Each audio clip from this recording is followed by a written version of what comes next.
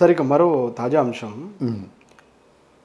స్వర్గీయ నందమూరి తారక రామారావు గారికి భారతరత్న ఇస్తున్నారు, ఇవ్వబోతున్నారు. ఇవ్వాలి అని ఎప్పటి నుంచో అందరూ వాళ్ళ గొంతెత్తి అడుగుతున్నారు. మొత్తానికి ఎప్పటి నుంచో డిమాండ్ చేస్తున్నప్పటికీ కూడా అది ఫలించలేదు. అందరి ద్రాక్షగానే అయిపోయింది. తగిన విధంగా గౌరవం దక్కలేదు ఎన్టీఆర్ గారికి అనేటువంటిది కూడా చాలామంది తెలుగు ప్రజల్లో ఉంది. కానీ ఇప్పుడు ఆయనకి భారతరత్న ఇవ్వబోతున్నారు, అది బీజేపీతోనే సాధ్యమవుతుంది, ఇట్లాంటివన్నీ కూడా వినిపిస్తున్నాయి. ఏంటి మీ విశ్లేషణ?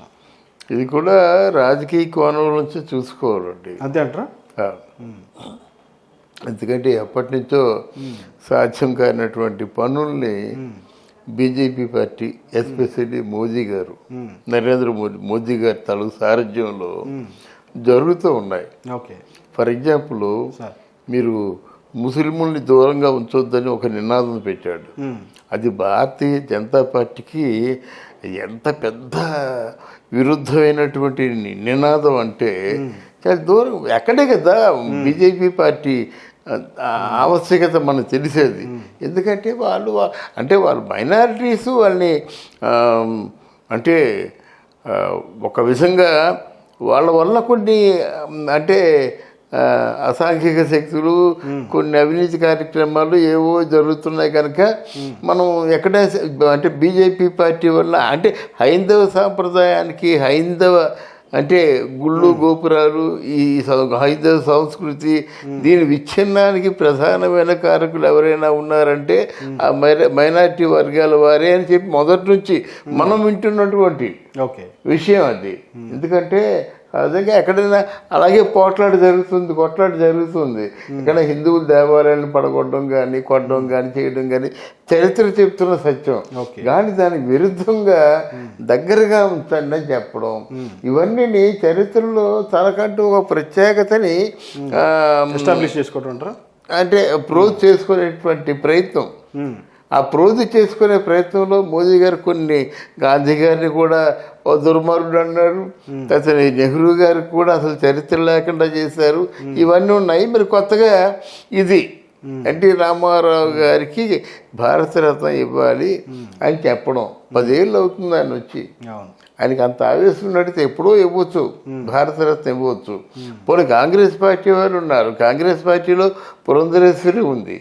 ఉన్నప్పుడు మరి అక్కడ ఆ పార్లమెంట్ భవనంలో ఆయన తాలూకు విగ్రహాన్ని పెట్టించింది. కానీ ఆ విగ్రహం ఉంటుంది, కొన్నాళ్ళలో పోతుంది, ఉంచవచ్చు, తీసేయవచ్చు. ఎందుకంటే ఏదైనా జరగచ్చు. మరి యూనివర్సిటీలో ఒక యోగి వేమన అట్లాంటి విగ్రహాలను తీసి పారేస్తున్నారు. హెల్త్ యూనివర్సిటీలో ఉన్నటువంటి ఎన్టీ రామారావు విగ్రహం ఉంది కదా, దాన్ని తీసి పారేశారు. అంటే దానికి బదులుగా ఇంకేదో పేరు పెట్టుకున్నారు. అంటే వాళ్ళ ఇష్టం. అలా కాకుండా భారతరత్నని ఎవరు తీసి పారేయలేరు కదా. జీవితాంతం మనకి ఎంతమంది భారతరత్నలు అంటే, చరిత్రలో ఎంతమంది భారతరత్నలు ఉన్నారు అంతమంది కూడా భారతరత్నలుగా మనం పిలుచుకోవాలి. That is record, that is history.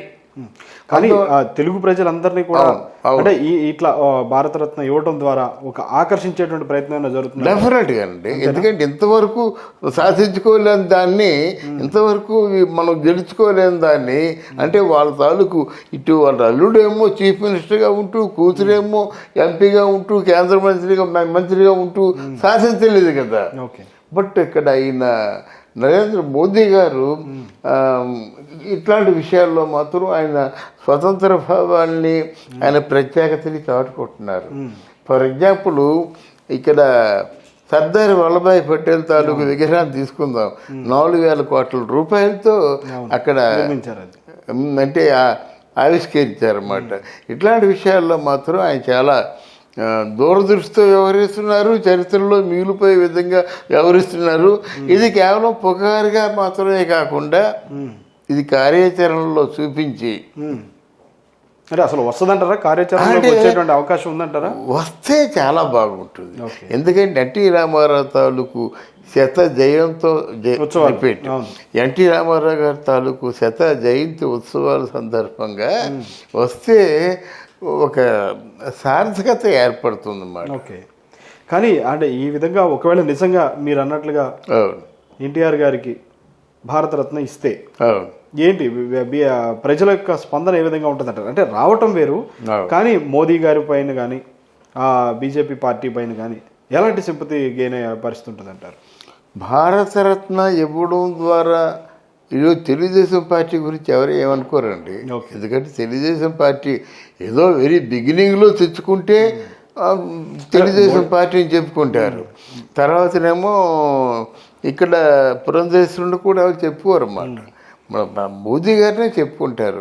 చాలా మంచి పనులు చేస్తున్నారు, చాలా సాహసంతో పనులు చేస్తున్నారని చెప్పుకుంటారు అన్నమాట. ఎందుకంటే సాహసం అంటున్నాను, ఎన్టీ రామారావు గారికి ఒక తెలుగు వ్యక్తికి భారతరత్న ఇవ్వడం ద్వారా మిగతా భాషల్లో ఉన్నటువంటి కళాకారులు కానీ సుప్రసిద్ధులైనటువంటి వాళ్ళు ఎవరికైనా సరే ఆ భారతరత్న మిస్ అవుతున్నారు కదా.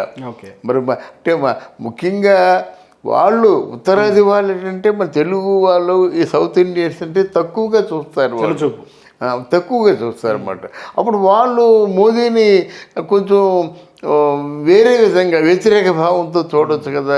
ఎందుకు మనకి ఇక్కడ ఉత్తరాది వాళ్ళు చాలామంది ఉన్నారు కదా, నిష్ణాతులు చాలామంది ఉన్నారు కదా, ఎప్పటి నుంచో భారతరత్న కోసం ఎదురు చూస్తున్న వాళ్ళు ఉన్నారు కదా. ఇప్పుడు అందరూ మర్చిపోయినటువంటి ఎన్టీ రామారావు గారి భారతరత్న ఇచ్చి దేశంలో ఏం మీరు సాధిద్దామని, ఎవరిని మీరు సంతోషపరుద్దామని అనే ప్రశ్నలు వస్తాయి జనరల్గా. మరి దానికి కూడా ఆయన అంటే ఎప్పటి నుంచో సార్ బీజేపీ పార్టీకి నరేంద్ర మోడీ గారు కానీ లేదంటే అమిత్ షా గారు కానీ వీళ్ళిద్దరి జోడీలో మొత్తంగా అన్నీ ఎక్కడెక్కడ ఏమేమి చేయాలనుకుంటున్నారో వాళ్ళు అన్నీ చేసుకుంటూ వెళ్ళగలుగుతున్నారు. కానీ తెలుగు రాష్ట్రాల్లో మాత్రం బాగా వేయాలంటే మాత్రం వాళ్ళకి ఇంతవరకు అది సాధ్యం కావట్లేదు. అది కూడా అందరూ ద్రాక్షగా ఉండిపోతుంది వాళ్ళకి. అంటే ఈసారి ఎట్టి పరిస్థితుల్లో ఇక్కడ సాధించాలి అంటే ఖచ్చితంగా ఇక్కడ పాగా వేయాలి, జెండా పాతాలి అనేటువంటి ఆలోచనలో ఉన్నారు. కానీ అది సాధ్యం అవుతుందంటారా?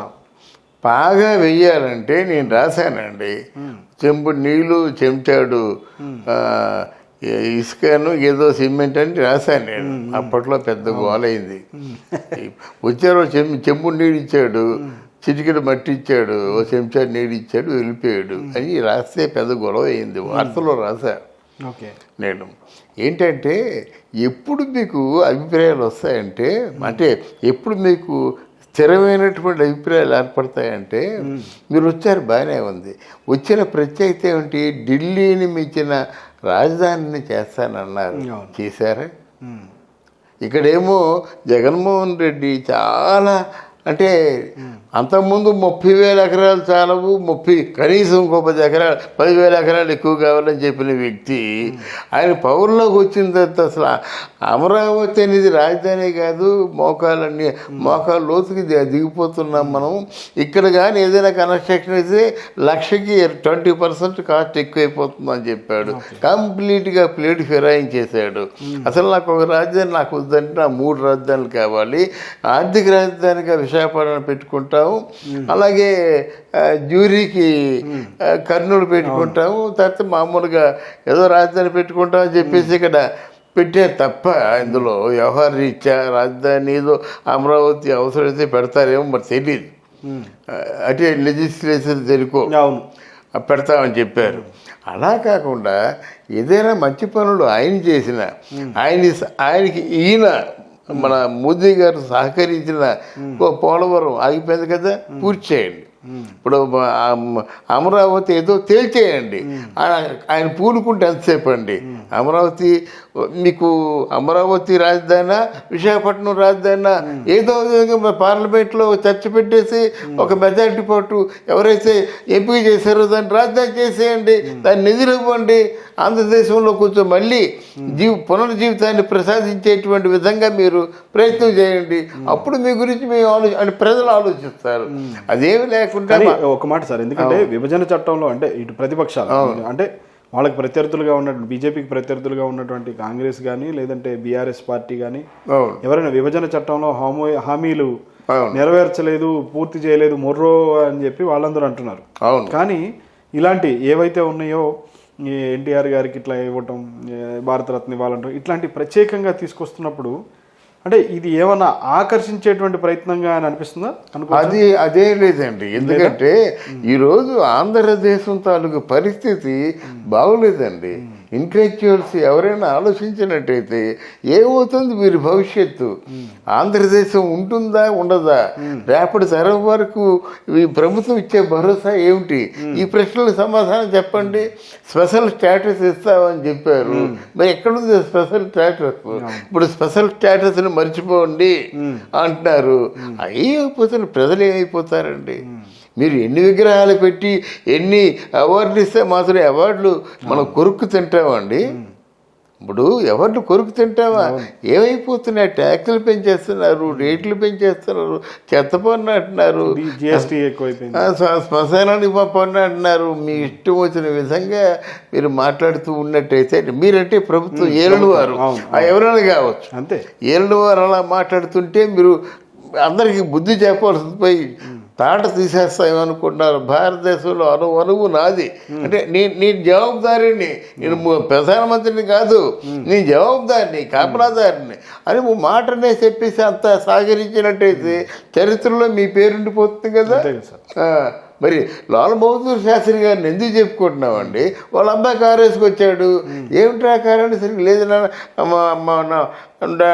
డాడీ ఇలాగా మన పనిచేస్తున్నటువంటి కంపెనీలో నా ప్రమోషన్ ఇచ్చి కారు ఇచ్చారంటే వాడు నిన్ను చూసి కారు ఇవ్వలేదురా, నేను ప్రధానమంత్రిని అయ్యాను కాబట్టి కారు ఇచ్చారు.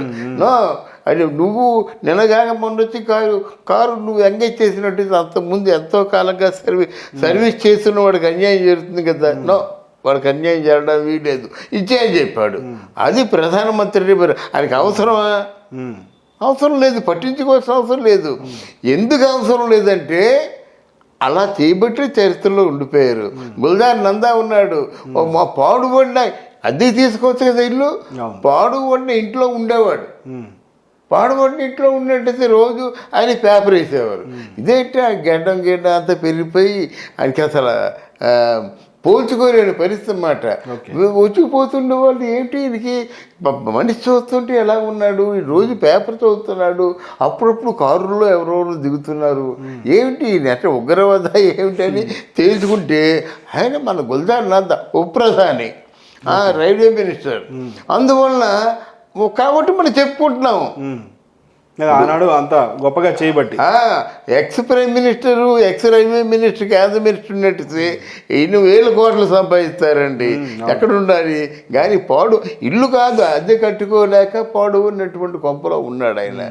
అందుకే ఈరోజు చరిత్రలో ఉన్నారు. కొళ్ళాయి కట్టాడు కాబట్టి గాంధీ గారిని మనం చెప్పుకుంటున్నాం. నువ్వెవరో చెప్పుకోకపోవచ్చు కానీ మరి గాంధీ గారిని ప్రపంచ దేశాలు ఎందుకు ఒక్కసారి అచ్చరుంది అంటే ఏంటి కొళ్ళాయి కట్టడం ఏంటి, ఆయన ఇంగ్లీష్ మాట్లాడడం ఏంటి, ఆయన లాజికల్గా టాపిక్స్ ఏమిటి, ఆయన ఆర్గ్యుమెంట్ ఏమిటి, ఆ బ్రిటిష్ వారిని గడగడలాడించడం ఏమిటి, ఎంత ఎంత నిరాడంబరంగా ఉంటూ ఫైట్ చేస్తున్నాడు, అంత గొప్ప ఫైట్. కాబట్టి నిలబడిపోయాడు. అంతేగాని ఇదేదో భారత్ అంటే నా ఫీలింగ్, నా వ్యక్తిగత ఫీలింగ్. అది భారతరత్న ఇచ్చినంత మాత్రంలో ఆయన ప్రత్యేకించి ఒరిగేది ఏమీ లేదు, పార్టీకి వచ్చేది కూడా ఏమీ లేదండి. Thank you very much. Thank you అమ్మా.